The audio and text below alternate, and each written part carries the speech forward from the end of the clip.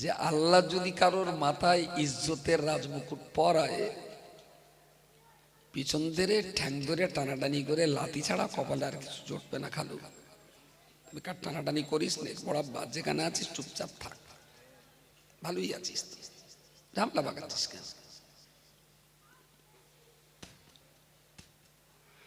আবরা বাদশাহ ধ্বংস করার জন্য আল্লাহ পাখি পাঠিয়েছিলেন। পাখিটার ওজন তাফসীরের কিতাবের বর্ণনা অনুযায়ী যতটুকু আমার মাথায় এসেছে 40 গ্রামের বেশি হবে না। যে পাখিগুলো হস্তি বাহিনীর উপরে পাথর নিয়ে এসেছিল, ওই পাখিগুলোর ওজন 40 গ্রামের বেশি হবে না। তাতে ঠোঁটে একটা পাথর, দুই পায়ে দুটো পাথর, ওই কোথা থেকে গালে একটা, ঠোঁটে একটা, দুই পায়ে দুটো এনে উড়ে হস্তি বাহিনীর উপরে এসে ঠোঁটো ছেড়ে দিল, পাও ছেড়ে দিল, তিনটে পাথর একসঙ্গে হাতির উপরে পড়ল। তা 40 গ্রাম ওজনের একটা পাখি কত গ্রাম বইতে পারে? পাখিটার ওজন 40 গ্রাম। খুব বেশি যদি সে মাল বইতে পারে, খুব বেশি যদি হয় 30 গ্রাম, ওর ওজন 40 গ্রাম আর এই 30 গ্রাম, তাহলে 70 গ্রাম।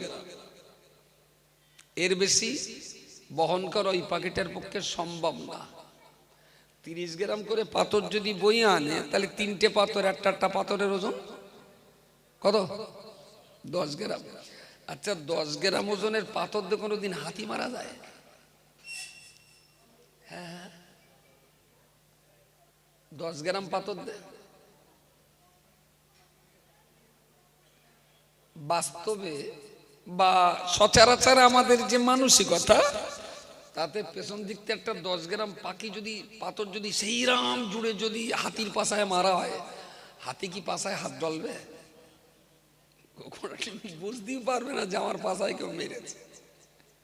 10 গ্রাম পাথরে ওর কিচ্ছু এসে যায়? কিন্তু এই একটা পাখি তিনটে করে পাথর উপর থেকে ছেড়ে দিল, আর সেই পাথর পড়ে হাতি আর যোদ্ধা বাহিনী যার সঙ্গে ছিল কাসফিম মাকুল, একেবারেই পলগাদায় আগুন লাগানো ছায়ের মতো করে দিলেন আল্লাহ। জোরে বলুন সুবহানাল্লাহ। তারমিহিম বিহিজারাতিন মিন সিজিল ফাজআলাহুম কাসফিম মাকুল, একদম ভুসির মতন করে ছেড়ে দেওয়া। 10 গ্রাম মতনের পাথর দিয়ে 20 টন হাতিকে মাটির সঙ্গে মিশিয়ে দেওয়া হবে। ওমা রমাইতা ইয রমাইতা ওয়ালাকিন্নাল্লাহ রামা। কথাটা কোথাকার? রাসূলুল্লাহ যেদিন ঘরে শুয়েছিলেন, আর কুরাইশ বংশ বাদ দিয়ে বাকি বংশগুলোর ভিতর থেকে প্রায় 3000 মানুষ রাসূলুল্লাহর গৃহবন্দী করেছিলেন। কেন? না, মুহাম্মদকে মেরে দেওয়া হবে। এর আগে একবার যখন ওরা মারার জন্য কুরাইশদের কাছে চাইল যে তোমরা মুহাম্মদকে আমাদের হাতে তুলে দাও, কি করবে? তা বলে ওর জন্য দুটো অপশন দেবো। এক বলবো হয় কোরআন ছাড়তে হবে, তাহলে ঠিক আছে, আর যদি কোরআন না ছাড়ে তাহলে মুহাম্মদকে মক্কা ছাড়তে হবে, তার মানে ওকে মেরিয়ে দেবো। এখন কুরাইশদের ভিতরে কেউ কলমা পড়েছে, কেউ পড়েনি, কিন্তু বংশগত টানে এরা সবাই বলল না, যাই হোক মুহাম্মদ মানুষটা ভালো মানুষ, হয়তো মুহাম্মাদের কলমা আমি পড়িনি, কিন্তু তাই বলে মুহাম্মদকে ওদের হাতে আমরা তুলে দেব না, দেই নেই। তখন বয়কট হল। 3 বছর থাকলেন সেলবে আবু তালিব গিরিগুহাতে, 3 বছর কাটালেন। বিশেষ জায়গায় ধরা পড়ে বাধ্য হয়ে কুরাইশ বংশের মানুষের আবার গিরিগুহা থেকে হাসিমি গোত্রের মানুষ তথা রাসূলুল্লাহর বংশের মানুষদেরকে ওরা বাইরে আসতে বললেন। মূল স্রোতে আবার মিশে গেলেন। এর কিছুকাল পরে ওরা আর সহ্য করতে পারলো না যে মোহাম্মদকে মেরিয়ে ফেলবো। ঘরে শুয়েছিলেন, রাত্রিবেলা 3000 মানুষ চারিদিক দিয়ে যে রাসূলুল্লাহ যে ঘরে আছেন ঘরের চারিদিকটায় সম্পূর্ণ ঘিরে ফেলা হয়েছে। আল্লাহ রাসূলুল্লাহকে বলে দিলেন যে তোমার বাড়ির পরিস্থিতি ভালো না, তুমি এই রাত্রিবেলা গোছগাছ করে নিয়ে মদিনার হিজরতের প্রস্তুতি নাও। রাসূলুল্লাহ একটু দরজা হালকা ফাঁকা করে দেখলেন যে বাইরে মানুষ গিজগিজ করছে এবং তারা সব সশস্ত্র নবীকে মেরিয়ে দিলেন। আল্লাহর কাছে ফরিয়াদ করলেন, আল্লাহ আমি তো একা, আর ওরা তো সবাই অস্ত্র শস্ত্র নিয়ে আছে, আমি বেরোবো কি করে? বেরোলেই তো মারামারি, একটা দুর্ঘটনা ঘটে যেতে পারে। আল্লাহ বললেন তোমার ঘরের ভেতরে কিছু ধুলোবালি টেলিয়া আছে, তাহলে হ্যাঁ লোখানটা ধুলোবালি জোয়াড় করে নাও। ধুলোবালি জোয়াড় করে নিলেন। আল্লাহ কিছু কোরআনের আয়াত দিলেন, বললেন এইগুলো পড়ে ওই ধুলোবালিতে ফু দাও। রাসূল ফু দিলেন। ধুলোবালি, সেই ধুলোবালি দুমুঠোয় ধরে বললেন ঘরের দরজা খুলে দু হাত দিয়ে ওদের মাথার উপরে ধুলোবালিগুলো ছড়িয়ে দাও। তার ধুলোবালি রাসূলুল্লাহ আল্লাহ যেমন বলা ধুলোবালিগুলো নিয়ে এইভাবে ছড়িয়ে দিলেন দরজার বাইরে দাঁড়িয়ে।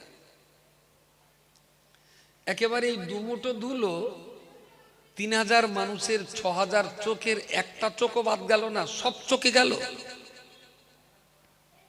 সবাই যখন চোখে বালি গেলে যা হয় নিজেরা চোখ মুখ ডলাডলি করছে, রাসূলুল্লাহ ওদের ওই ভিড়ে ওদেরকে ঠেলে ঠেলে ঠেলে ঠেলে ওর ভিতর থেকে বাইরে বেরিয়ে আসলেন। ওরা কেউ নবীকে দেখতে পায়নি। আল্লাহ বললেন ওমা রমাইতা ইয়া রাসূলুল্লাহ, ওই বালিগুলো আপনি ছুঁড়ে দেননি, ইজ রমাইতা, যখন আপনি ছুঁড়েছিলেন,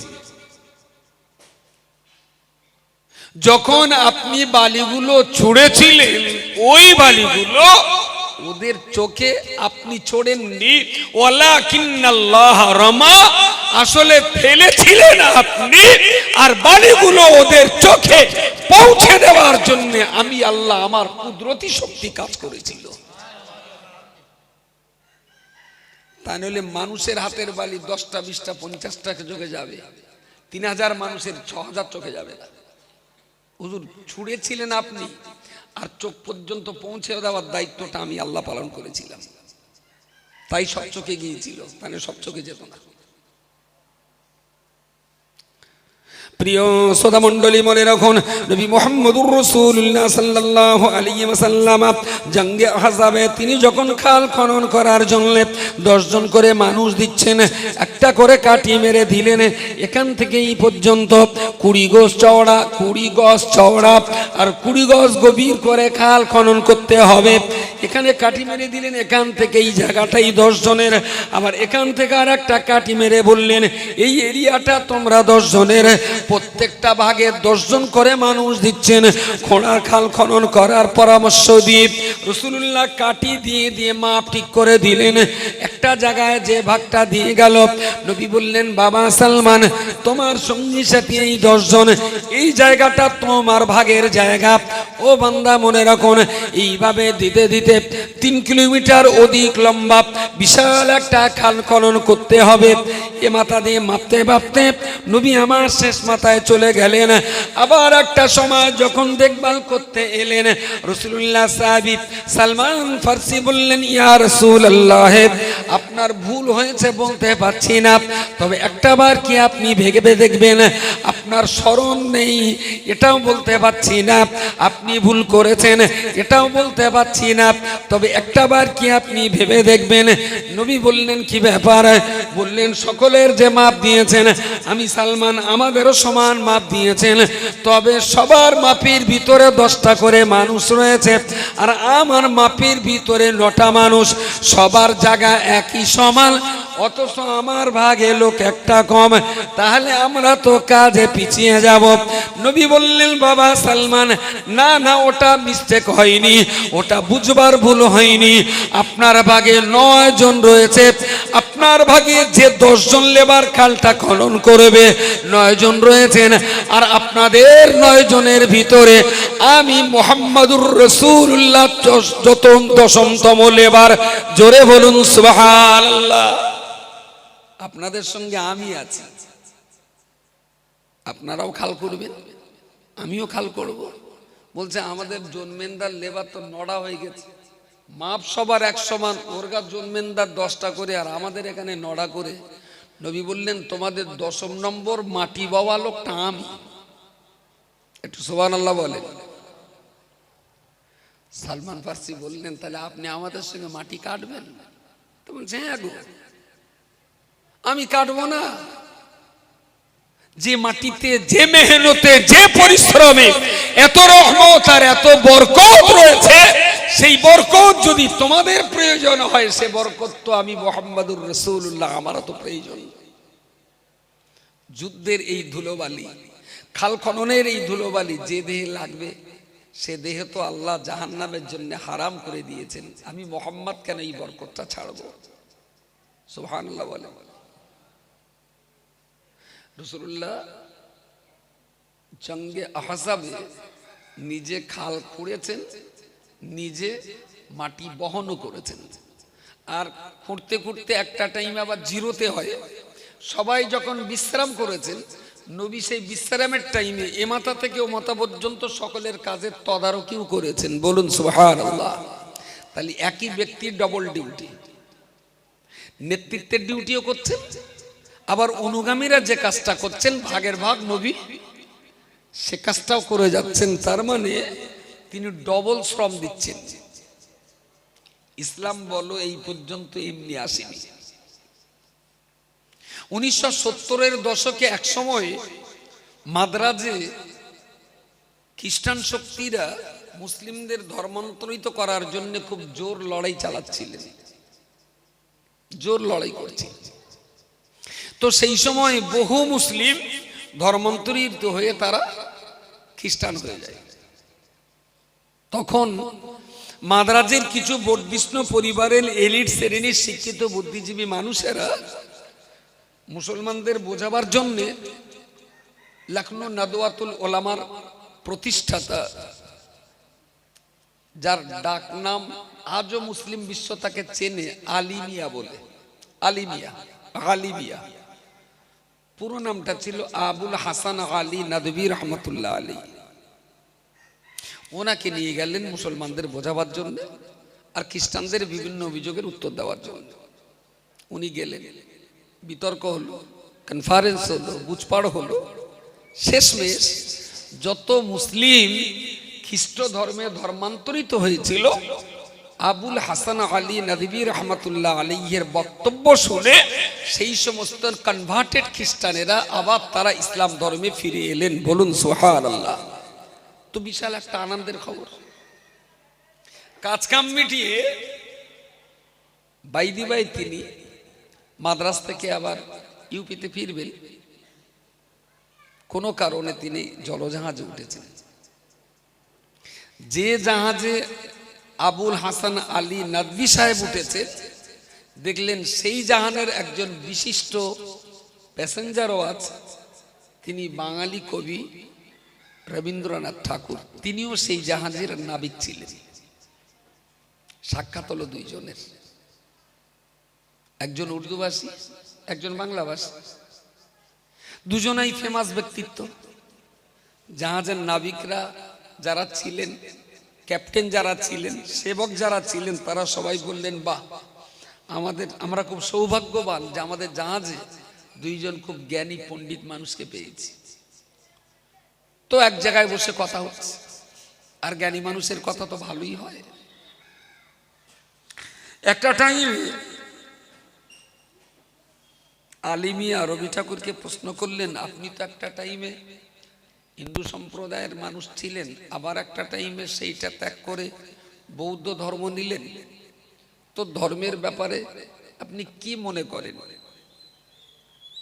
গৌতম বুদ্ধ তো হযরত মুহাম্মাদের অনেক আগের লোক। হযরত মুহাম্মদ সাল্লাল্লাহু আলাইহি ওয়াসাল্লামের অনেক আগের মানুষ ছিলেন গৌতম বুদ্ধ। তো গৌতম বুদ্ধের ধর্ম পৃথিবীতে অনেক দেশে মানুষ মানে গলে, কিন্তু হযরত মুহাম্মদ ইসলাম ধর্মের প্রচার শুরু করতেই এই অল্প সময়ের ভিতরে পৃথিবীর প্রাচ্য পাশ্চাত্যের বহু দেশে ছড়িয়ে গেল। আপনি কি ব্যাখ্যা দেবেন? রবীন্দ্রনাথ ঠাকুর একটা কথা বলেছিলেন যে নেতার নেতৃত্ব জনগণ মানবে কি মানবে না তা নির্ভর করবে ওই নেতার নৈতিক চরিত্রের উপরে। সুবহানাল্লাহ বলেন। বললেন হযরত মুহাম্মাদের প্রচার করা এই ধর্ম, এই দ্বীন, এই ইসলাম এত অল্প সময়ের ভিতরে গোটা বিশ্বের মাঝখানে ছড়িয়ে যাওয়ার একমাত্র কারণ ছিল হযরত মুহাম্মদ যা বলতেন নিজে কাজ করে তা দেখিয়ে দিতেন। সুবহানাল্লাহ বলেন। শুধু হুকুম দিয়ে তিনি চলে যেতেন না, তিনি কাজ করা মানুষ ছিলেন, তাই মানুষ তার এত ভক্ত হয়েছিলেন। মাটি কামড়ে কাজ করলে সে নেতার নেতৃত্ব মেনে চলতে জনগণ বাধ্য হয়। যেটা বলছিলাম, জঙ্গে খন্দকে ওই খাল খনন করার সময় রাসূল দুটো ডিউটি পালন করেন। এক সময় এদের সঙ্গে লেবার হয়ে মাটি কেটেছেন, মাটি বয়েছে। আবার তিনি বিশ্রাম নেবার সময় এত রাস্তা ঘুরে ঘুরে সকলের কাজ কাম তদারকিও করেছেন। একটা টাইমে ওই খালের মাটি কাটতে কাটতে, খাল খননের মাটি কাটতে কাটতে একটা বিরাট পাথর পড়লো। সালমান ফার্সি ছুটে যেয়ে বললেন, আরে আপনি এখানে আছেন, আমাদের কাজ আটকে গেছে। বলছে কেন? বলে ওই মাটি কাটতে কাটতে বিরাট বড় একটা পাথর পড়েছে, সে সেনি দিয়ে গাঁইতি দিয়ে কোন রকমে তার আমরা ভাঙতে পারছি না। বলছে চলো। রাসূলুল্লাহ চলে এলেন।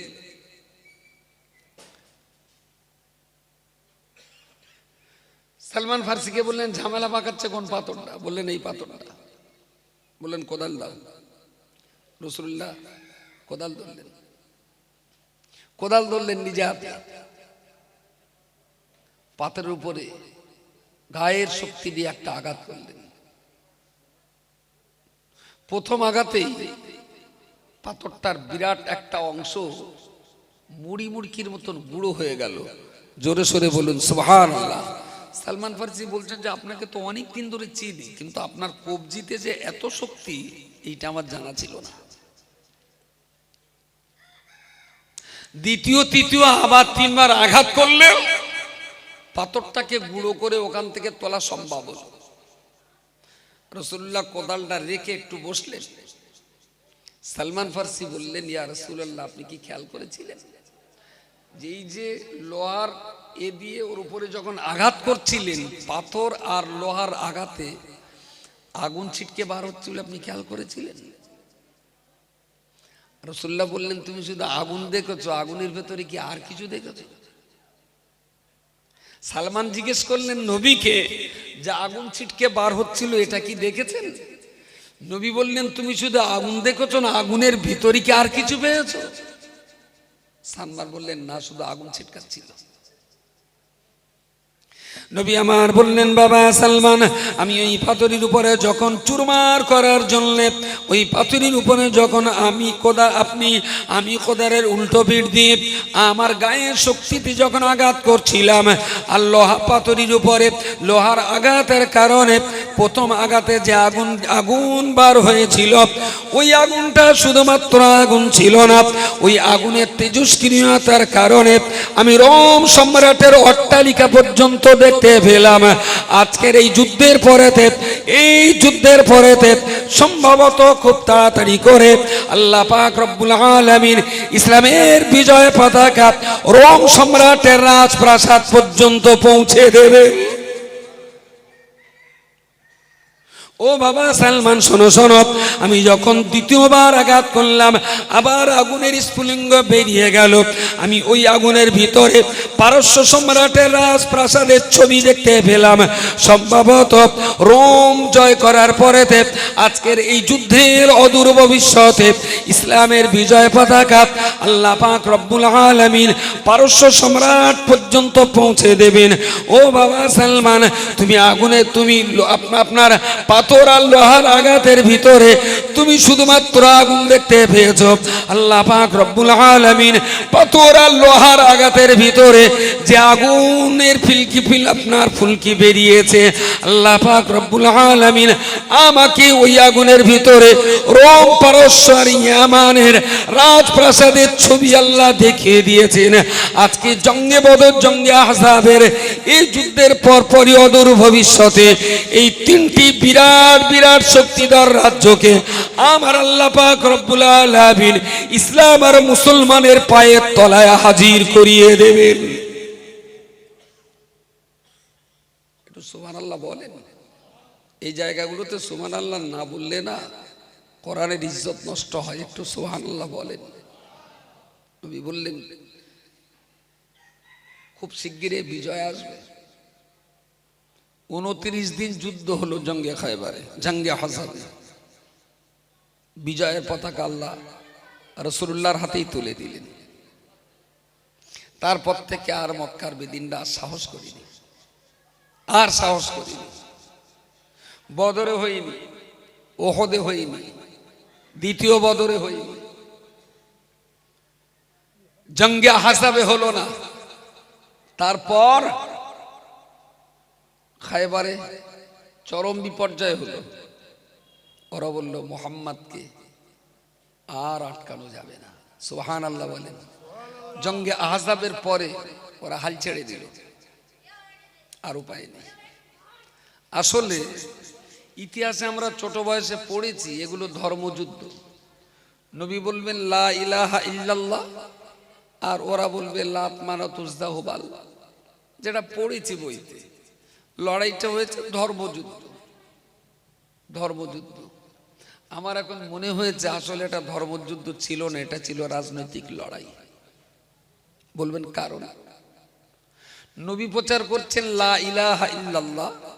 আবু জেহেল, আবু লাহাব, ওতবা, সায়েবা, ওলীদ, আমের, মুগিরা, ফাহেরা এরা বলল কলমা পড়া হবে না। আরে ভাই তুই তোর ধর্ম প্রচার কর, মুহাম্মদ তো তোর ধর্ম প্রচার করতে বাধা দেয়নি। বলছে না ধর্মের ব্যাপারটা না। তাহলে ব্যাপারটা কি? বলে মুহাম্মাদের এই কলমা, মুহাম্মাদের এই কোরআন এত ভালো, এত ভালো, ও যদি মানুষের কানে যায়, যার কানে যাবে সে বুঝিয়ে যাবে, আর সে আমাদের দল থেকে কলমা পড়ে মুহাম্মাদের দলে গিয়ে ইসলাম গ্রহণ করবে। বলুন সুবহানাল্লাহ। তোদের ভালো লাগে জাগিয়ে যা। বললে লোক যদি সব ওর দলে চলে যায় তাহলে মাতব্বরি তো মুহাম্মাদের হাতে চলে যাবে। মাতব্বরি ওরা যে লড়াইটা করেছিল, ওরা ধর্মের জন্য লড়াই করেনি, ওরা করেছিল ওদের চেয়ার বাঁচানোর জন্য লড়াই। আল্লাযী নাফসি বিয়াদিহি, সে আল্লাহর জাতের কসম যে আল্লাহর হাতে আমার জান নির্ভর করছে। অল ইন্ডিয়া সুন্নাতুল জামাত কোরআন হাদিস ইজমা কিয়াস বাঁচাবার লড়াই করছে। আর এই সংগঠনের বিরুদ্ধে যারা লড়ছে আসলে তারা তাদের পেট পুজোর লড়াইটাকে টিকিয়ে রেখেছে। নারায়ে তাকবীর, নারায়ে তাকবীর।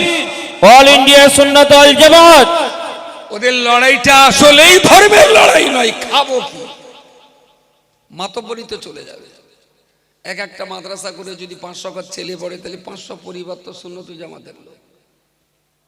এক্ষুনি 29,000 সদস্য, 29,000 তো স্টুডেন্ট, তার মানে 29,000 পরিবারের কদম তো সুন্নতুল জামাতের উপরে। পরে আমরা খাবো কি? উপায় কি? চাঙ্গারি করাবো কোথায়? ধর্মের লড়াই না খুব ভালো। আমি একটা বক্তব্য করি, তুমি দুটো করো ভাই। আমি একটা মাদ্রাসা করেছি, তুমি 3টে মাদ্রাসা করো। আমি একটা কিতাব লিখেছি, তুমি ভাই 2টো কিতাব লেখো। তোমার সঙ্গে আমার হিংসা হোক ভাই, এইরকম হিংসায় স্বভাব হয় না? এইরকম হিংসা। তুমি 10 টাকা দিলে আমি 11 টাকা দান করবো। আমি 4 রাকাত নামাজ পড়লি, তুমি ভাই 8 রাকাত পড়ো। তুমি 3টে রোজা করলি, আমি 4টে রোজা করবো। আমি একটা মাদ্রাসা করলি, তোমরা দুটো মাদ্রাসা করো। এইরকম হিংসা আর এইরকম ঝগড়ায় তো আল্লাহর রহমত হয়। এখানে কোনো কাজের ঝগড়া দেখছেন? কাজের মোকাবেলায় কাজ। এ 4 রেখাত নামাজ পড়তে, এই ছেলে তুই নামাজ পড়লি, তো ভাই তুইও পড়, বলতে আমি পড়বো না, তোরও পড়তে দেবো না। লড়াইটা এই জায়গায়। যা আমি পড়তিস তা তোর তাতে কি? তাহলে যে না তুই পড়লি তোর ভালো বলবে, আমি পড়বো না আর তোরও পড়তে দেবো না। এটা ধর্মের লড়াই না, এটা পেট পুজোর লড়াই। যার জন্য আমি না এই ব্যাপারটা একদম ঠোঁট খুলি না, একদম ঠোঁট খুলি না। কারণ খুব দিবালকের মতন দেখতে পাচ্ছি, তো দারুণ দিবালকের মতন দেখতে পাচ্ছি। একটু একটু পাথর ফেললো পাখিরা, একটু একটু পাথর ফেললো পাখিরা। আসলে 10 গ্রাম ওজনের পাথরে 20 টন হাতি চুরমার হয়ে গেল। কেন হয়েছে? অমা রমাইতা ইজ রমাইতা ওয়ালাকিন্নাল্লাহ রামা। বললেন, হে নবী, আপনি যখন বালি ছুঁড়েছিলেন আপনি, তবে চোখে পৌঁছাতে পারেননি, ওটা দিয়েছিলাম আমি। পাখিরা পাথর ফেলেছিল আর হাতিগুলোকে ধ্বংস করার জন্য ওই পাথরের পিছনে আল্লাহর রহমত আর আল্লাহ পাকের বরকত ছিল বলে 10 গ্রাম পাথর দিয়ে 20 টনের হাতি ধূলিসাৎ হয়ে গেছে।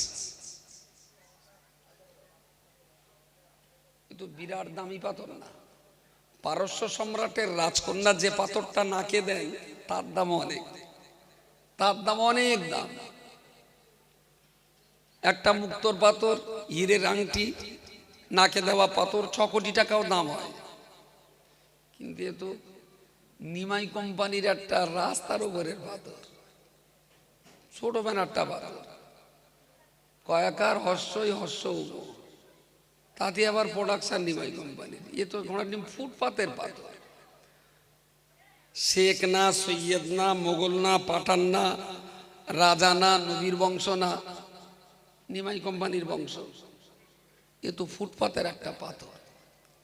কিন্তু মুফতি আব্দুল কাইয়ুম সাহেবের মতো নিমাই চাঁদের নাতি ফুটপাতের একটা কালো পাথর আর ছোট্ট একটা পাথর সামলাতে যে 20-50 তলার অট্টালিকার উপরে বসে থাকা বিরাট বিরাট রাজ বিল্ডিং আজ ঠক ঠক করে কাঁপছে। বিদায় বলতেই হয় এই ছোট্ট কালো পাথরটার ভিতরেই বোধহয় রয়েছে আল্লাহ পাকের সমর্থন। তা নলে একটুখানি পাথরে বিরাট বিরাট হস্তি বাহিনী চেঁচাবে গেল, গন্ডার চেঁচাবে কেন রে? জঙ্গলে যদি ছোট্ট একটা মাছি ওড়ে, তাতে কি গন্ডারের কিছু এসে যায়? কিচ্ছু এসে যায়। ফুটপাতের একটা আংটি, ফুটপাতের একটা কালো পাথর কেউ যদি মাথায় করে নেয়, তাতে কে রাজকন্যার নাকচাবির মূল্যবান পাথরের কি মর্যাদা কমে যায়? একটা পাথর কেউ মাথায় তুলে নিয়ে যাও তো রাস্তার পাথর।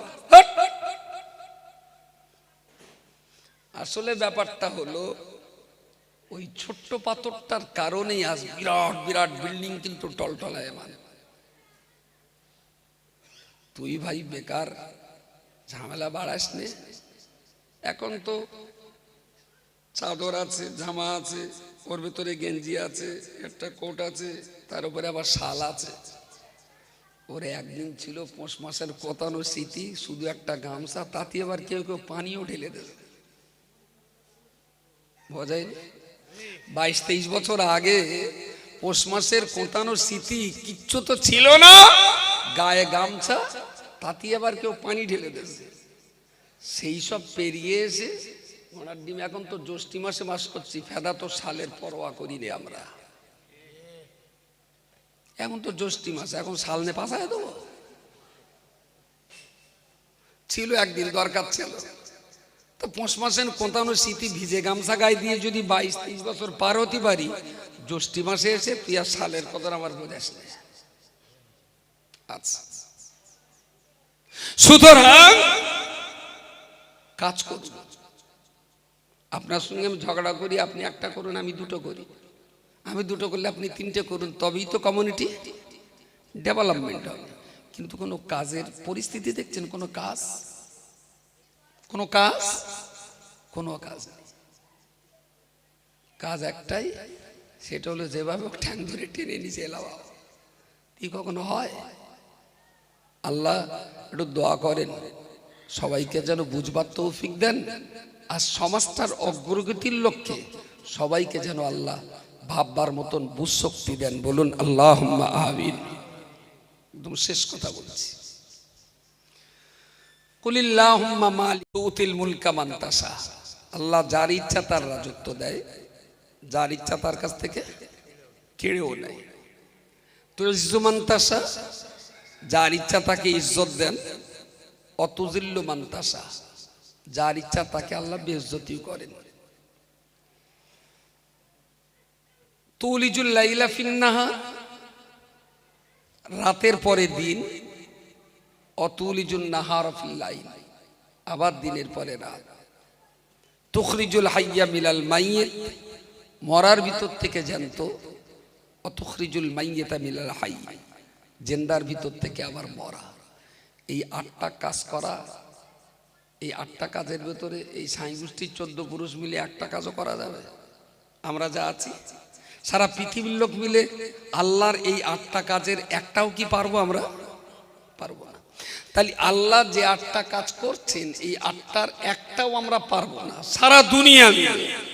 আল্লাহ বললেন এই 8টা কাজ যদি আমি আল্লাহ করতে পারি খুব সহজেই, তাহলে এটাও বান্দা মনে রেখো, ওয়াতারযুকু মান তাশাউ বিগাইরি হিসাব। তাম দুনিয়ার নবমণ্ডলে আর ভূমণ্ডলে, জলে আর স্থলে, আকাশ আর পাতালে যত রকমের প্রাণী থাক না কেন, আমি আল্লাহ সমস্ত প্রাণের রুজি অনায়াসেই জোগাতে পারি। আরো একবার বলুন সুবহানাল্লাহ। রুজির মামলাটা আল্লাহর হাতে ছেড়ে দিন, ওটা আল্লাহর। এর জন্য লড়াই করে বিশেষ লাভ হবে না। চেষ্টাটা করুন, দায়িত্বটা পালন করুন, বাকি আল্লাহ যেটা দেবার সেটা দিয়ে দেবেন। তবে ইমানদার কারা? একদম কোরআনের প্রথমেই আল্লাহ বলেছেন, হুদাল লিল মুত্তাকিন আল্লাযীনা ইউমিনুনা বিল গায়বি ওয়া ইউকিমুনাস সালাহ ওয়া মিম্মা রাযাকনাহুম ইনফিকুন। আল্লাহ যে রুজি বান্দাকে দিয়েছেন, বান্দা সেই রুজির এক অংশ আল্লাহর দ্বীনকে প্রতিষ্ঠার জন্য খরচ করেন, তারা ইমানদার। শেষ কথা। সন্ধ্যা থেকে পর্যন্ত অনেক দান করেছেন। মুফতি সাহেব চেয়েছেন, দিয়েছেন। তারপরে আরো কেউ কেউ চেয়েছেন। আর কেটা কালেকশন করেছে? রাকিব সাহেব চেয়েছে। কে কে? যাক, যে যা করেছে, যে যা চেয়েছে দিয়েছে, কোনো অসুবিধা নেই। তারপরেও মাদ্রাসার জলসাগুলোতে এটা বহুবার প্রমাণিত, চাইলে মানুষ দেয়। কোথা থেকে দেয়, কিভাবে দেয়, আল্লাহু আলাম। একদম শেষ সময়ে এসেও আমি হাত পাচ্ছি মাদ্রাসার জন্য। যে রুজি আল্লাহ আপনাকে দিয়েছেন তার একটা অংশ বাপের বোনাই আপনি নেবেন গোনার ভাগ? কোনো শালা গোনার ভাগ নেবে না। তাহলে ওরা যদি আমাদের গাল দেয় একটু গোনার ভাগ লায়, আমি কেন আন্ডারপান দেবো না? তার পায়জামা দেবো, আন্ডারপান দেবো, লুঙ্গি দেবো, সেই সঙ্গে বাটা সন্দেশ দেবো। সত্যি সত্যি দেখা হলি দিবি, আমার কাছ থেকে খরচা লেলি বস। আলহামদুলিল্লাহ। একটু বলেন আল্লাহর রাস্তা। 1000 হয়েছে, 2000 হয়েছে, 5000 হয়েছে, যতটুকু আল্লাহ আপনার ক্ষমতা দিয়েছেন। লকডাউন গেছে, দেশে প্রচন্ড টানাটানি গেছে, চুলো জ্বালিয়ে লঙ্গরখানা করে মানুষের খাওয়া দিতে হয়েছে। কিন্তু আল্লাহর রহমতে আমাদের কোনো মাদ্রাসায় কালেকশন কোনো বছর কম হয়নি। বলুন সুবহানাল্লাহ। একটা মাদ্রাসাও বলিনি যে গতবার চেয়ে এবারে কম হয়েছে। প্রত্যেক বছর প্রত্যেক মাদ্রাসা পিছনের রেকর্ড ব্রেক করেছে। কোন মাদ্রাসা 1 ইঞ্চি পিছায়নি, বরং আগিয়েছে। এটা আল্লাহর অফুরন্ত করুণা ছাড়া কখনোই সম্ভব হয় না, কখনোই সম্ভব হয় না। একটু আল্লাহর হস্তে বলুন, বলুন 1500 অল্প অল্প করেই দেন, যেমনটা আপনার কুলায়, যেমনটা আপনার শক্তিতে কুলায় তেমনটাই দেবেন, আল্লাহর রাস্তে বলুন। আর কারে পাঠাবো? ফেরেশতা টোটো দিন, ওটো। আর একটা কেটা সওবান গাজী, কোথায় বাড়ি? ওটা লিখে দাও। আবু এই কেঁতা কম্বল ছাড়, ছেড়ে ভিতরে যাও, টাকা দেবেন লোকে, লিখে দাও না।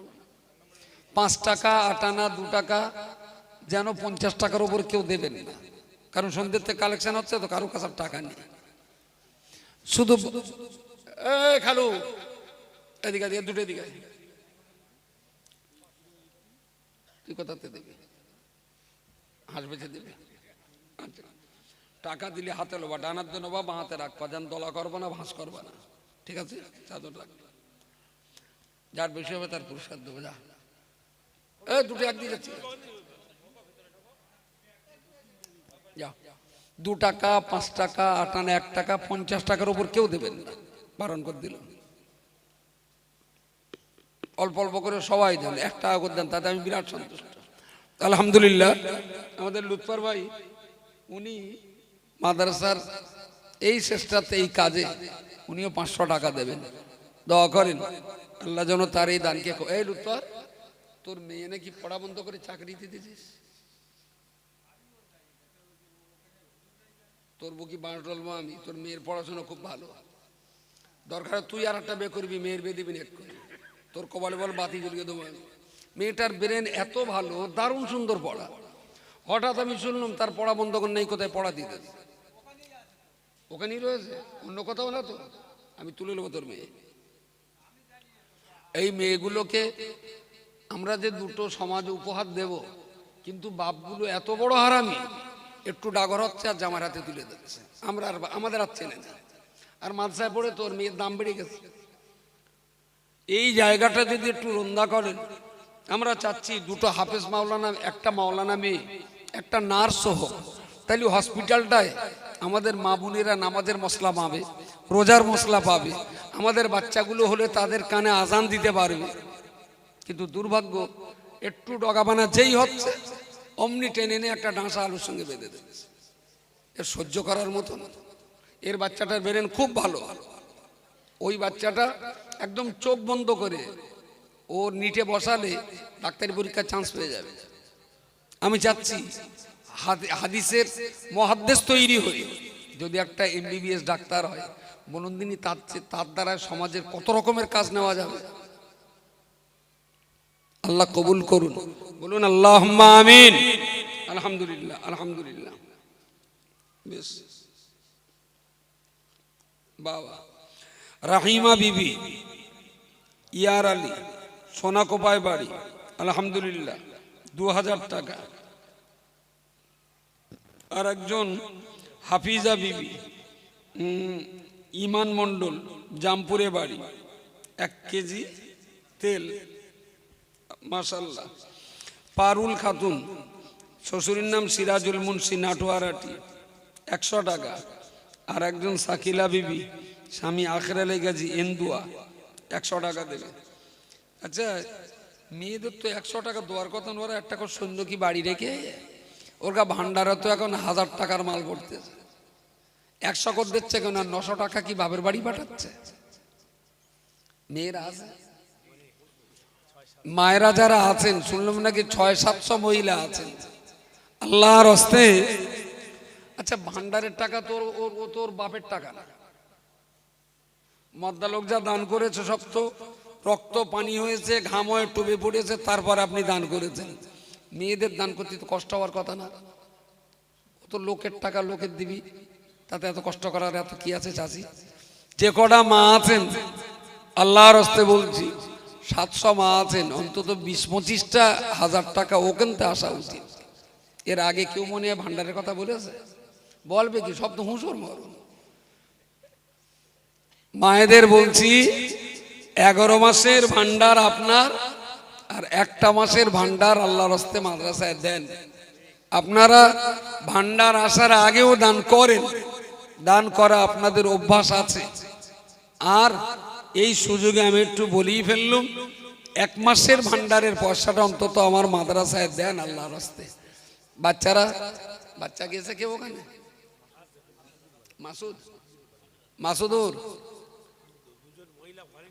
ও ভিতরে যে দুইজন মহিলা ভলেন্টিয়ার আছেন, ওই দুইজন মাকে বলছি আপনারা একটু ঘুরে দেখেন, যারা দেয় লিখে একটু তাড়াতাড়ি পাঠান, আল্লাহর রাস্তে পাঠান।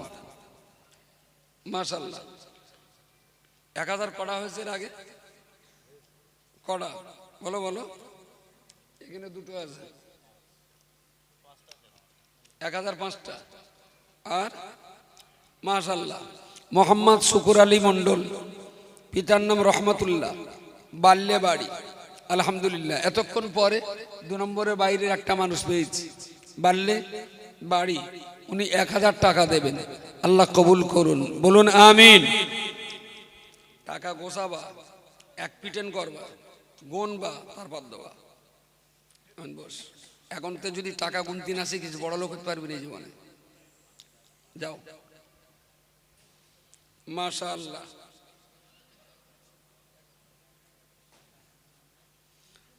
আহসান না কৌসার? গৌসার, মোহাম্মদ গৌসার মন্ডল, আপনার নাম মৃত দাউদ আলী মন্ডল, নাটোয়ারাটি বাড়ি, আলহামদুলিল্লাহ। ইনি 1000 টাকা দেবেন, আল্লাহ কবুল করুন। বংশের যারা মুরব্বী কবরে গেছেন, আল্লাহ যেন এই দানের বিনিময় তাদের কবরে শান্তি দেন, বলুন আল্লাহুম্মা আমিন। নারে তাকবীর।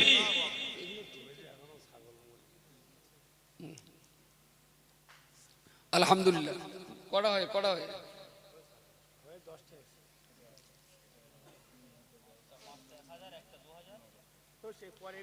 একটা মৃত গৌসার মন্ডল, আলহামদুলিল্লাহ, উনি 500 টাকা এখন দিয়ে দিয়েছেন, আল্লাহ কবুল করুন।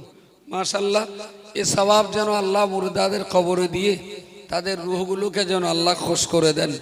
আমরাও একদিন কবরে যাব, আমাদের বাড়ির কেউ যদি দরকার এরম দান করে সওয়াব পাঠায়, নিশ্চয়ই কবরে শুয়ে আমরা সে সওয়াবের শান্তি আর আনন্দটা উপভোগ করব। আল্লাহ যেন এই আনন্দ মুর্দাদের নসিবে কবুল করেন, বলুন আমিন।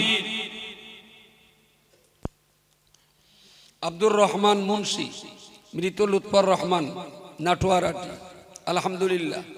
ইনিও 1000 টাকা দেবেন। আব্বা মারা গেছেন, পরিবারের আরো যারা কবরে গেছেন, আত্মীয় স্বজন মহব্বতের মানুষ। আব্দুর রহমান মাস্টার, তাহলে আবার পরে দেবেন, আলহামদুলিল্লাহ।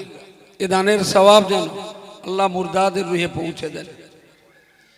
আনারুল ইসলাম শেখ, চম্পাহাটি, মাশাআল্লাহ, অনেক দূরে বাড়ি। সে ভাই আছেন? কই সে চম্পাহাটির ভাই? একটু ইশারা করেন। ও মাশাআল্লাহ, আলহামদুলিল্লাহ। এই মাদ্রাসায় আমাদের সম্পদ, এই মাদ্রাসায় আমাদের পরিচয়। বিশ্বাস করুন, সমাজ আমাকে চিনত না,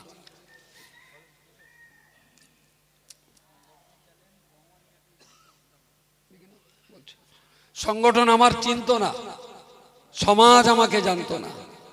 হাড়োয়া মাদ্রাসার ওসিলাতেই সমাজে আমার পরিচিতি। দিনের খেদমতে নামলেই না আল্লাহ চারিদিককার সমস্ত দরজা মান্দার জন্য উন্মুক্ত করে দেন। এটা আমার জীবনের, আমি নিজেই তার প্রমাণ। কোথায় আমার দাউদ? কে চিনতো আমার? হাড়োয়া যে মাদ্রাসার ভিত দিয়ে কাজ করতে শুরু করলাম, পরিচিতিও বাড়লো, অজনসিয়াত বাড়লো, সমাজের সঙ্গে কানেকশন হলো। আজকের এই পরিস্থিতি, এটা আল্লাহর অপরন্ত করুণা, আলহামদুলিল্লাহ। চম্পাহাটি বাড়ি, আমার এই ভাই, বাচ্চাটা শরীফুল ইসলাম শেখ এখানে পড়ে, বাচ্চাটার জন্য খাস করে দোয়া। বাবার এই দানের বিনিময় আল্লাহ যেন বাচ্চাটার ইলমে আমালে আল্লাহ তারাক্কি নসিব করেন, বলুন আল্লাহুম্মা আমিন। সুবহানাল্লাহ, সুবহানাল্লাহ। মোহাম্মদ বাকিবিল্লাহ মোল্লা, আব্বুর নাম মহিবুল্লাহ মোল্লা, গ্রাম ভুবনপুর, সুবহানাল্লাহ বিহামদি, 5000 টাকা। একটু আলহামদুলিল্লাহ বললেন না তো? একটু জোরে বলেন আলহামদুলিল্লাহ। নারে তাকবীর, আলহামদুলিল্লাহ। এত রাত্রিতেও ও তো লিখে দেন, ও তো চেনে সব তো, আলহামদুলিল্লাহ। এত আমি একটা আশা করেছিলাম 5000 টাকা, আল্লাহ দুটো পাইয়ে দিয়েছে, 2000 দুটো। এই 5 5 10 আর এই দুটো 4 14, তাহলে 20 হয়নি বলে মনে হয়। 20 ভুবনপুর। আচ্ছা ওর জিজ্ঞেস করে। আলহামদুলিল্লাহ আলহামদুলিল্লাহ আলহামদুলিল্লাহ মাশাআল্লাহ জাযাকাল্লাহ। দাঁড়ান একটু খাওয়া দাওয়া কি শালা বেলও না লেবুও না।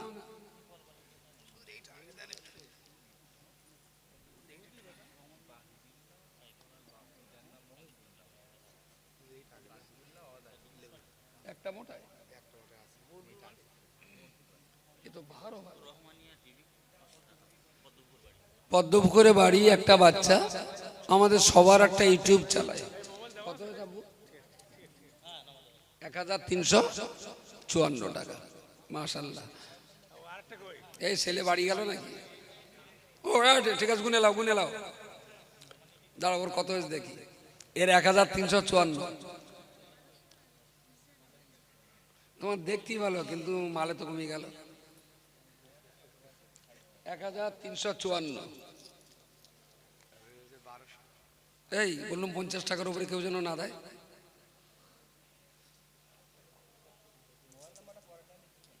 মাশাআল্লাহ 1354। আর আমার এই আর এক কচি রয়েছে 1200। এখনো কোন লাইন করতে পারিনি। মোটা মানেই বেকার। হ্যাঁ প্রাইজ দেবো, দাঁড়াও দিচ্ছি। এ দেখি আবার এ যেতে কি দেখি। ও গুনে লেখা এখন বসবো না, ওখানে ওখানে যাও। আলহামদুলিল্লাহ। কি কি এইটা সামনে দে, আমি চাকাতে পারি না।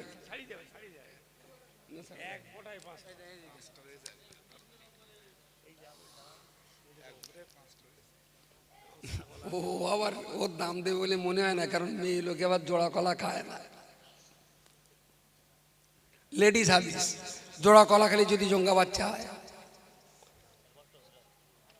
এমন ওকে না গো, দেখতে পান ও ভালোই বার। কটা আছে? 5টা। একদম একই বোটায় 5টা লেবু। আর এখন কি লেবুর সময়? লেবুর সময় তখন না তো। কোথায় কোথায় পেয়েছে? খুব পুরনো তো না, পাতা কোনো টাটকা আছে। দাম বলেন। 5টা লেবু এক বোটায়। বলতে পারবো না মিষ্টি হবে না, টক হবে না, ঝাল হবে না, তেতো হবে। আল্লাহর উপরে ভরসা করে নিতে হবে, কিছু বলার নেই আমার। কিন্তু এক বোটায় 5টা, এর একটা আলাদা কেরামতি আছে। আর দাম বলেন কি হতে?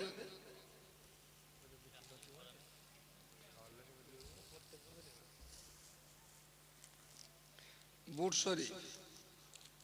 এতে কি? বাদাম। এতে আঙুর, এতে কেক। দাঁড়া তোরেরাও বিক্রি হবে। ও নীল বুট। লেবু দাম বলেন তাড়াতাড়ি, ঘুম পাচ্ছে বলো। আবু কত হয়েছে?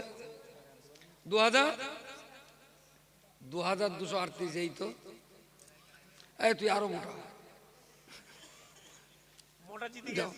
জিতে গেছে। দুজনে উপরে পুরস্কার হবে, ফার্স্ট সেকেন্ড দুজনে উপরে। লেবুর দাম বলেন। 500।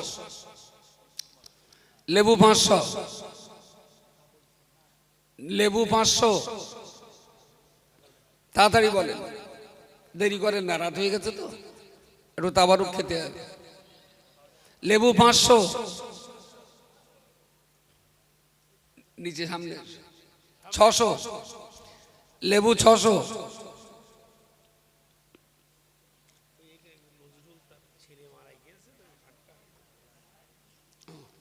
লেবু 600।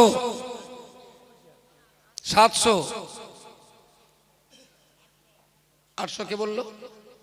800। বেশ, লেবু 800। 800 টাকা লেবু।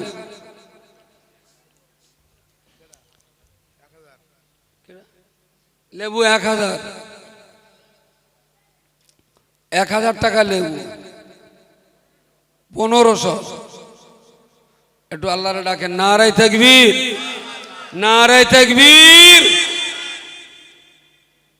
লেবু 1500। 1600, লেবু 1600। আচ্ছা মার্কেটের দাম কত? মার্কেটের দাম কত? 5টা লেবু 100 না, এত কম? 102 টাকা দাম মার্কেটে। এখন লেবুর সর্বশেষ দাম উঠেছে কত? 1700। আচ্ছা বলেন, ফুটপাতের পাথরের ছোঁয়া লেগে যদি 200 টাকার লেবু 1700 হয়, তাহলে হিরে মুক্তর আংটিগুলো কি কামাই করতে সমাজে? বলেন। 1700 লেবু, 1700।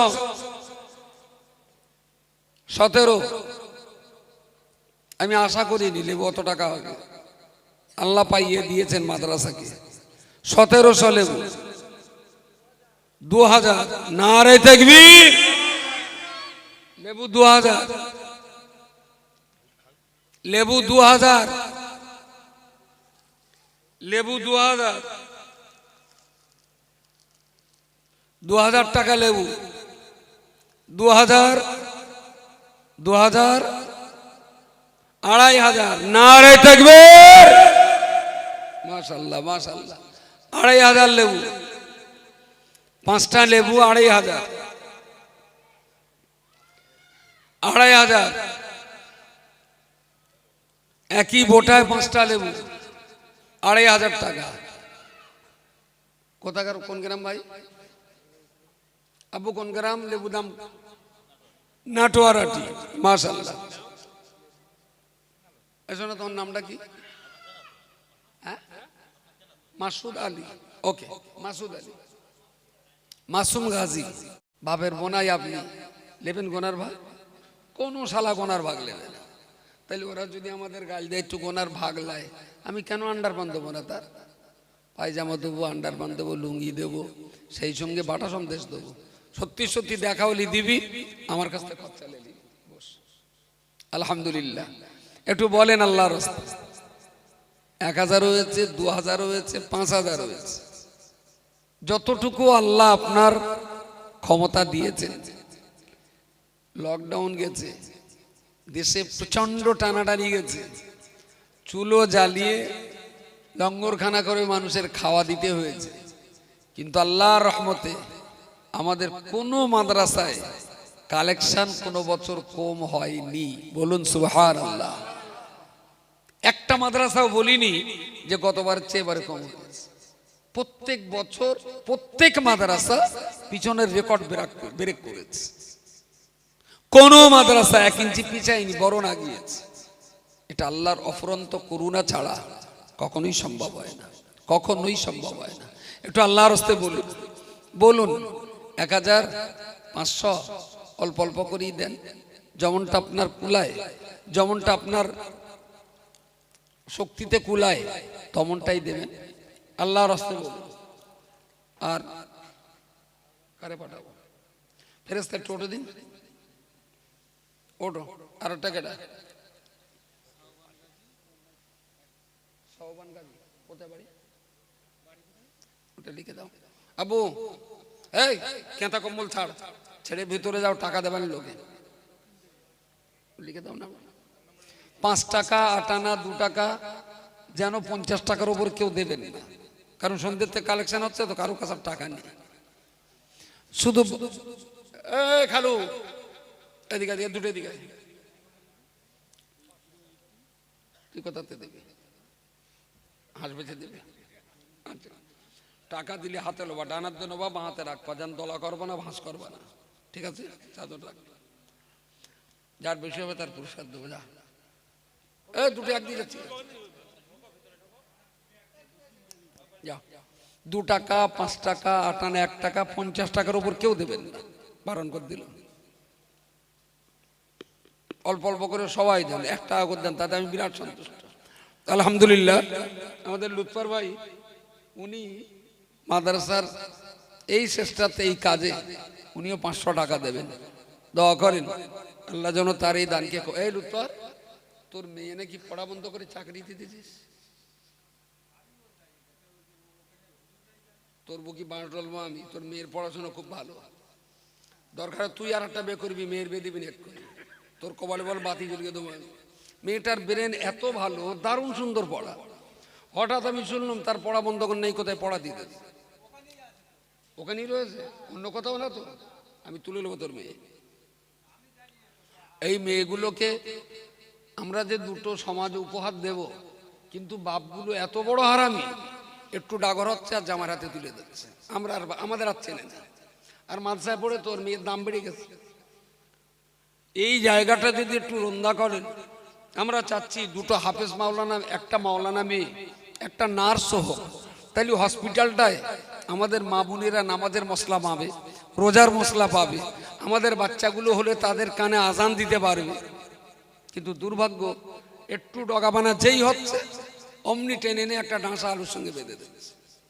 এর সহ্য করার মতো না। এর বাচ্চাটার ব্রেন খুব ভালো, ওই বাচ্চাটা একদম চোখ বন্ধ করে ও নিটে বসালে ডাক্তারি পরীক্ষার চান্স পেয়ে যাবে। আমি চাচ্ছি হাদিসের মুহাদ্দিস তৈরি হয়ে যদি একটা এমবিবিএস ডাক্তার হয়, বলুন দিনই তার দ্বারা সমাজের কত রকমের কাজ নেওয়া যাবে। আল্লাহ কবুল করুন, বলুন আল্লাহুম্মা আমিন। আলহামদুলিল্লাহ, আলহামদুলিল্লাহ। বেশ বাবা। রাহিমা বিবি, ইয়ার আলী, সোনাকোপায় বাড়ি, আলহামদুলিল্লাহ 2000 টাকা। আর একজন হাফিজা বিবি, ইমান মণ্ডল, জামপুরে বাড়ি, 1 কেজি তেল, মাশাল্লাহ। পারুল খাতুন, শ্বশুরের নাম সিরাজুল মুন্সি, নাটোয়ারাটি, 100 টাকা। আর একজন সাকিলা বিবি, স্বামী আখরালে গাজী, এন্দুয়া, 100 টাকা দেবে।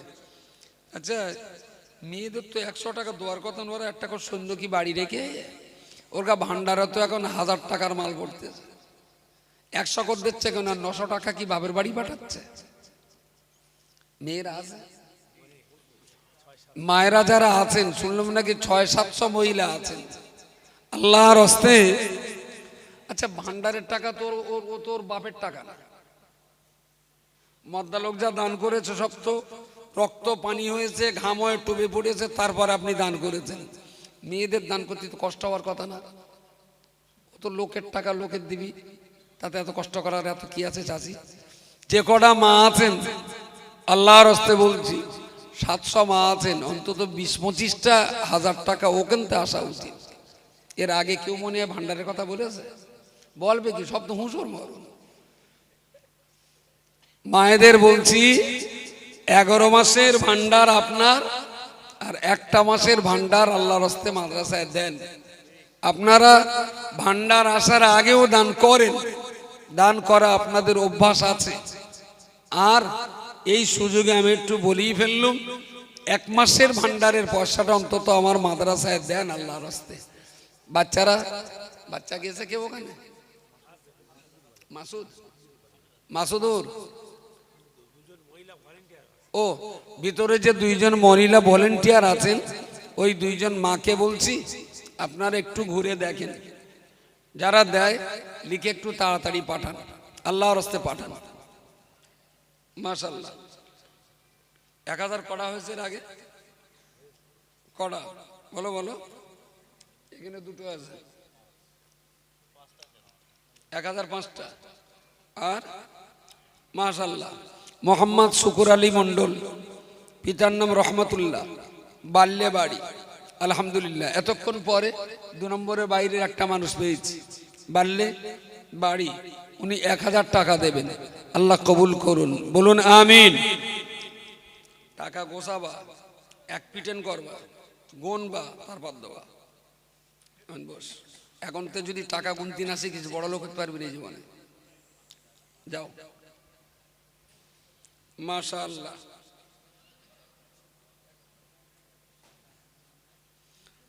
আওসার না কৌসার?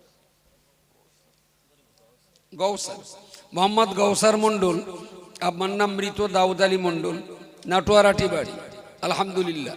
ইনি 1000 টাকা দেবেন। আল্লাহ কবুল করুন। বংশের যারা মুরব্বী কবরে গেছেন, আল্লাহ যেন এই দানের বিনিময় তাদের কবরে শান্তি দেন, বলুন আল্লাহুম্মা আমিন। নারে তাকবীর।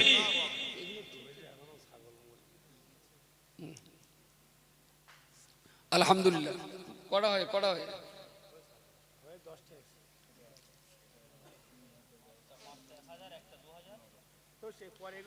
একটা মৃত গৌসার মণ্ডল, আলহামদুলিল্লাহ, উনি 500 টাকা এখন দিয়ে দিয়েছেন, আল্লাহ কবুল করুন। মাশাআল্লাহ, এ সওয়াব যেন আল্লাহ মুর্দাদের কবরে দিয়ে তাদের রূহগুলোকে যেন আল্লাহ খুশ করে দেন।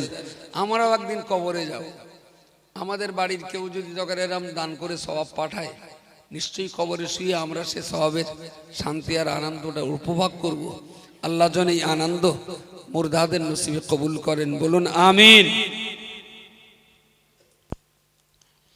আব্দুর রহমান মুন্সি, মৃত লুৎফর রহমান, নাটোয়ারাটি, আলহামদুলিল্লাহ, ইনিও 1000 টাকা দেবেন। আব্বা মারা গেছেন, পরিবারের আরো যারা কবরে গেছেন, আত্মীয় স্বজন মহব্বতের মানুষ। আব্দুর রহমান মাস্টার, তাহলে আবার পরে দেবেন। আলহামদুলিল্লাহ, এ দানের সওয়াব যেন আল্লাহ মুর্দাদের রুহে পৌঁছে দেন। আনারুল ইসলাম শেখ, চম্পাহাটি, মাশাআল্লাহ, অনেক দূরে বাড়ি। সে ভাই আছেন? ওই সে চম্পাহাটির ভাই, একটু ইশারা করেন। ও মাশাআল্লাহ, আলহামদুলিল্লাহ। এই মাদ্রাসাই আমাদের সম্পদ, এই মাদ্রাসাই আমাদের পরিচয়। বিশ্বাস করুন, সমাজ আমাকে চিনত না,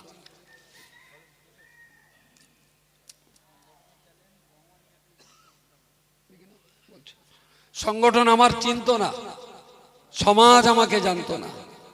হাড়োয়া মাদ্রাসার ওসিলাতেই সমাজে আমার পরিচিতি। দিনের খেদমতে নামলেই না আল্লাহ চারিদিককার সমস্ত দরজা মান্দার জন্য উন্মুক্ত করে দেন। এটা আমার জীবনের, আমি নিজেই তার প্রমাণ। কোথায় আমার দাউদ, কে চিনত আমার? হাড়োয়া যে মাদ্রাসার ভিত দিয়ে কাজ করতে শুরু করলাম, পরিচিতিও বাড়লো, অজনসিয়াত বাড়লো, সমাজের সঙ্গে কানেকশন হলো। আজকের এই পরিস্থিতি, এটা আল্লাহর অপরন্ত করুণা, আলহামদুলিল্লাহ। চম্পাহাটি বাড়ি আমার এই ভাই, বাচ্চাটা শরীফুল ইসলাম শেখ এখানে পড়ে, বাচ্চাটার জন্য খাস করে দোয়া। বাবার এই দানের বিনিময়ে আল্লাহ যেন বাচ্চাটার ইলমে আমালে আল্লাহ তারাক্কি নসিব করেন, বলুন আল্লাহুম্মা আমিন। সুবহানাল্লাহ, সুবহানাল্লাহ। মোহাম্মদ বাকিবিল্লাহ মোল্লা, আব্বুর নাম মহিবুল্লাহ মোল্লা, গ্রাম ভুবনপুর, সুবহানাল্লাহ বিহামদি, 5000 টাকা। একটু আলহামদুলিল্লাহ বললেন না তো? একটু জোরে বলেন আলহামদুলিল্লাহ। নারে তাকবীর, আলহামদুলিল্লাহ। এত রাত্রিতেও ও তো লিখে দেন, ও তো চেনে সব তো, আলহামদুলিল্লাহ। এতরা আমি একটা আশা করেছিলাম 5000 টাকা, আল্লাহ দুটো পাইয়ে দিয়েছে, 2000 দুটো, এই 5 5 10 আর এই দুটো 4 14, তাহলে 20 হয়নি বলে মনে হয়। 20 ভুবনপুর, আচ্ছা ওর জিজ্ঞেস করে। আলহামদুলিল্লাহ, আলহামদুলিল্লাহ, আলহামদুলিল্লাহ, মাশাআল্লাহ, জাযাকাল্লাহ। দাঁড়ান একটু খাওয়া দাওয়া কি সালা, বেলও না লেবুও না।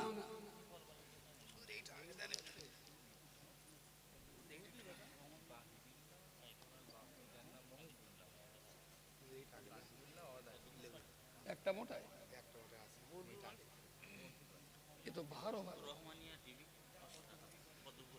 পদ্মপুকুরে বাড়ি, একটা বাচ্চা, আমাদের সবার একটা ইউটিউব চালায়। কত 1354 টাকা, মাশাআল্লাহ। এই ছেলে বাড়ি গেল নাকি? ও ঠিক আছে, গুনে লাও, গুনে লাও, দাঁড়া, ওর কত হয়েছে দেখি। এর 1354। তোমার দেখতেই ভালো, কিন্তু মালে তো কমে গেল। 1354। এই বললাম 50 টাকার উপরে কেউ যেন না দেয়।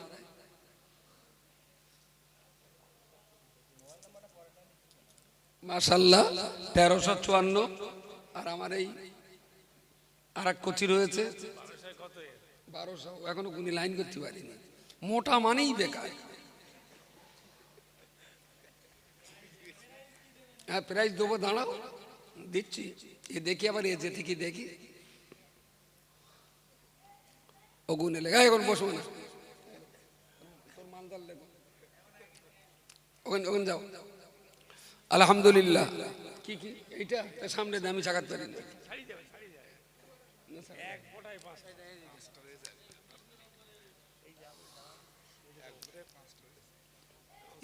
ও আবার ওর দাম দেবে বলে মনে হয় না, কারণ মেয়ে লোকে আবার জোড়া কলা খায় না। লেডিস হাদিস, জোড়া কলা খেলে যদি জঙ্গা বাচ্চা হয়, এমন ওকে না গো, দেখতে পান ও ভালোই বার কটা আছে, 5টা, একদম একই বোটায় 5টা লেবু। আর এখন কি লেবুর সময়? লেবুর সময় তখন না, তো কোথায় কোথায় পেয়েছে? খুব পুরনো তো না, পাতা এখনো টাটকা আছে। দাম বলেন। 5টা লেবু এক বোটায়, বলতে পারবো না মিষ্টি হবে না, টক হবে না, ঝাল হবে না, তেতো হবে। আল্লাহর উপরে ভরসা করে নিতে হবে, কিছু বলার নেই আমার। কিন্তু এক বোটায় 5টা, এর একটা আলাদা কেরামতি আছে আর কি। দাম বলেন কি হতে?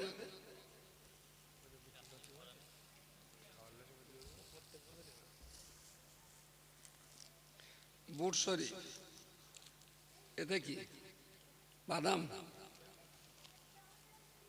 এতে আঙুর, এতে কেক, দাঁড়া তোরেরাও বিক্রি হবে। ও নীল বুট।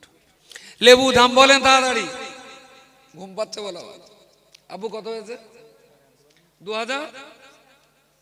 2238। এই তো, এই তুই আরো মোটা, যাও, জিতে গেছে। দুজনের উপরে পুরস্কার হবে, ফার্স্ট সেকেন্ড দুজনের উপরে। লেবুর দাম বলেন। 500 লেবু, 500 লেবু, 500। তাড়াতাড়ি বলেন, দেরি করেন না, রাত হয়ে গেছে তো, একটু তাবারুক খেতে হবে। লেবু 500, নিচে সামনে 600, লেবু 600,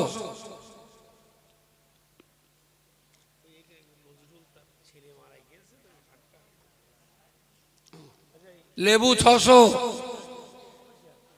700, 800। কে বললো? 800। বেশ, লেবু 800, 800 টাকা লেবু।